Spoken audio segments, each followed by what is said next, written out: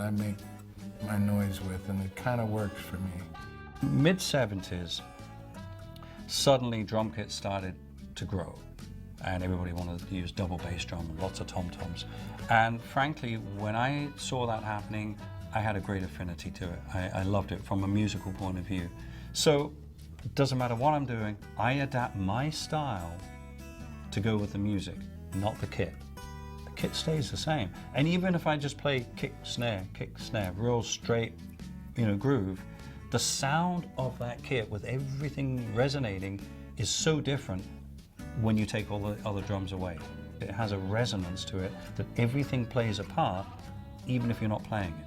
Now, sometimes I do use a smaller kit for fun, especially if I play at the Baked Potato here or Cafe Cordial, and it's great. I mean, sometimes I'm hitting things and they're not there. As you get more successful, the schlepping gets less annoying. So that's basically your rise as a musician. You're like, it's how luxurious your schlep is. I was a little worried about moving to New York, when I was 21, and then the clincher for me was talking to friends of mine that did live there and realizing that it's very difficult to have a car. So pretty much no one has a car. I have to move drums all the time. My friends in New York that are going, yeah, man, I'm working in these jazz gigs, and the first night I can take my snare drum and bass drum, second night I can take my hi-hat and cymbal, but come hear me on Friday night, because then Saturday I got to take back the cymbals, and I tried in the subway, and I'm like, you do what? And that sounded like a total nightmare to me, and I was like, I'm out, there's no way I want to do that, so I'm going to go to LA. A friend of mine called me up. I was out here in California, and he said, you're not going to believe this, but he said, I think Jethro Tull, check this out. Jethro Tull might be looking for a drummer, and he read the ad. And I remember thinking, God, it's going to be a long way to go not to get a job like that. So, of course I did. So I went over, I'm totally jet lagged, went into a rehearsal studio it was in Islington, and that went pretty well, except the problem is all of my equipment got held up in customs. I didn't bring my whole drum set, but I brought, my trap case, cymbals, snares, sticks, pedals, this really essential stuff. But it didn't make it through. So I'm playing this kind of, it wasn't a totally broken down kit, but it was, a lot of people play, and it just didn't feel right.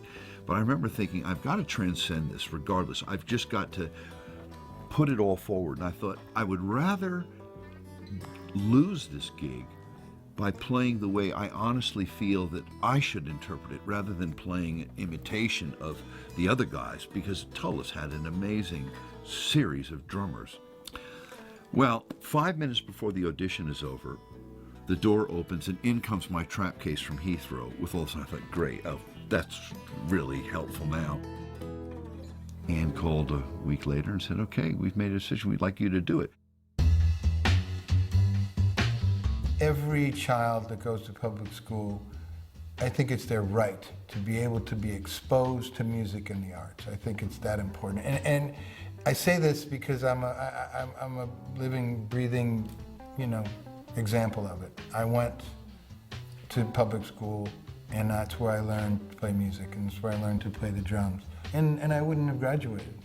There's studies that show that kids that take music classes or art do better in their other classes. Attendance is better, graduation rates are better. I wanted to study drum set. So when I graduated, I finally was going to study drum set for the first time with a real drum set teacher. Because at Indiana University, they had no drum set instruction. At Indiana University, it was all orchestral. Monster discipline there. If you can get through Indiana University, there's nothing, that's what prepared me to be able to do the Kennedy Center honors. That's what that training was for. This is not just rock and roll anymore. This is seriously understanding way beyond your instrument. And I decided to go to Indiana University because primarily of two reasons. One, David Baker, the head of the jazz department there, is a phenomenal educator. They have an amazing jazz program and orchestral program, and Kenny Aronoff was the drum set teacher there. So I did all jazz and orchestral percussion, and then studied with Kenny and did all this rock stuff. So it was this perfect mix of orchestral, jazz, and rock all at the same time. The most important teacher, not only when I was young, but really throughout my whole life, was a gentleman named George Gaber, and he was the head of percussion studies at Indiana University. He recognized that I had some anxiety about playing it right, not wanting to make a mistake. Gabriel put a piece of music in front of me, sat back down, and then instructed me to play that piece, but if I played any of it correctly, he was going to walk over and hit me with this timpani mallet. And I said, "Excuse me?" He said, "You heard me. Play the piece, but if you play any of it right, I'm going to whack you." So I proceed to play it upside down, backwards, making every possible mistake I could. He puffed on his cigar. He said, "Okay, fine. Now walk over to that window. Tell me what you see." Clouds still in the sky? I said, "Yeah." The trees are still there. It seems like the earth is still spinning, right? I said, "Yeah." He said, "Now, you just played that piece of music worse than anyone could ever possibly play it." And he said, "And what happened?" "Nothing." He said, "Now, let's start." Let's do nines again. So just think 1, 2, 3, 4. 1, 2, 3, 4.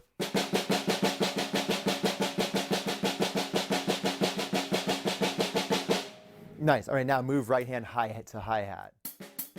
When I was in school, I realized that there were students who loved the teachers that, you suck, you need to work harder, you need to work harder. Nice.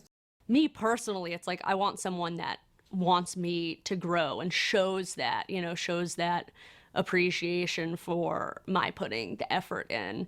And that's how I like to teach also. Like inspire people to do what they love to do, something that we're all passionate about, and push them to their limits and push them to do things that they don't think they can do, but not do it in like an abusive way. I took lessons with all kinds of different teachers, and everyone were different in their methods and in their way of getting through to you, which is a great thing. You can just absorb all the different ways, different kind of options, and then decide on your own what to use and what not. Yeah, now let's put it in a 3+1. So let's do 3 of those and then do 1 bar fill. So dun dun dun dun dun dun dun dun dun bump dun dun. So the 4th time bail on the hat and go down the toms.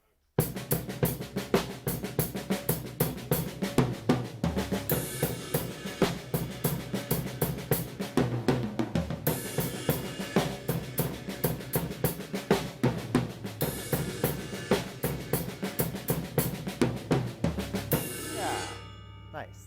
First thing you learned from Mr. Baller was this right here. You are the drummer.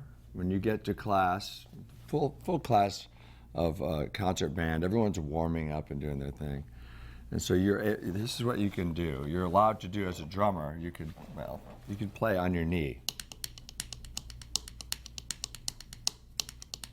You could not play on the drums, and you could not make a sound. And then once the class started, your sticks were to be in one hand and like this.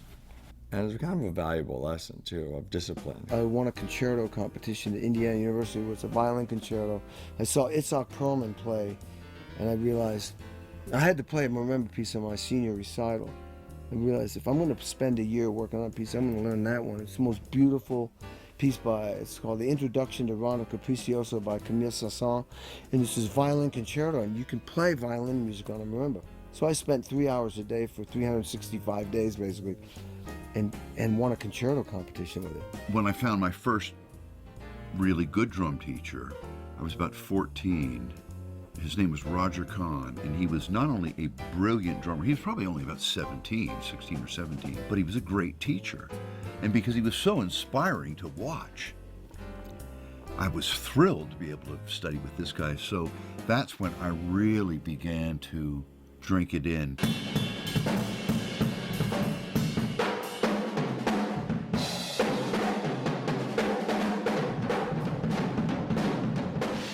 Not till I got to junior high school or middle school, there was a band, there were 2 bands. There was the concert band, and then there was the Lancer band. To get into Lancer band, those were the best players. And at the beginning of the year, everyone sort of gets to try out, and then he picks the players. His name was Henry Tilton. To this day, I'll never forget him.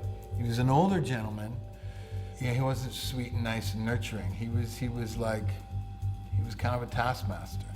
Stop, and he would walk around, and I see him coming over to the drum section, and I'm just like, oh man, this is not good. And he took his baton, and he stood behind me. Very intimidating. He stood behind me, and he tapped tempo on my shoulder with his baton. And I'm trying like hard to play it, and I feel it a little bit harder, a little bit harder, a little bit, then the foot stomping. And first of all, he was like embarrassed, stop. Everyone turns around, and it was embarrassing, you know, like you guys, you don't even play a melody. You don't play a melody. All you have to do is keep time. What's wrong with you? You're like, that kind of stuff. And what it did though, as I must say, that is similar in the film, although on a much different level, it did make me go and learn it, because I didn't want to come in the next day and be the guy that was like, didn't have it together. I was studying with this guy, and it was he wasn't as overtly hostile as J.K. Simmons' character, but he was brutal in a lot of ways, and he was incredibly opinionated. I don't know why. And I later discovered wasn't even a particularly good drummer, wasn't particularly respected, but he was a teacher.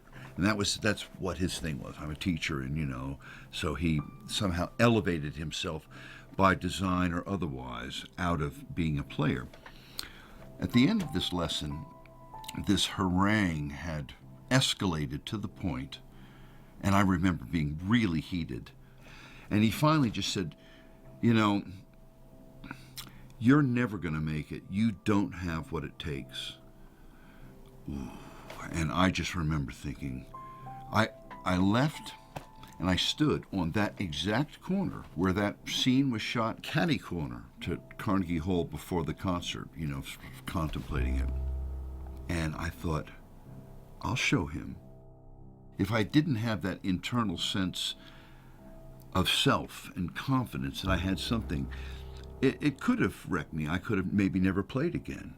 And I think it was 3 weeks later, I got the gig playing in Tio Macero's big band. Now, Tio Macero was Miles Davis's producer from the late 50s right to the end, and he was a phenomenal producer.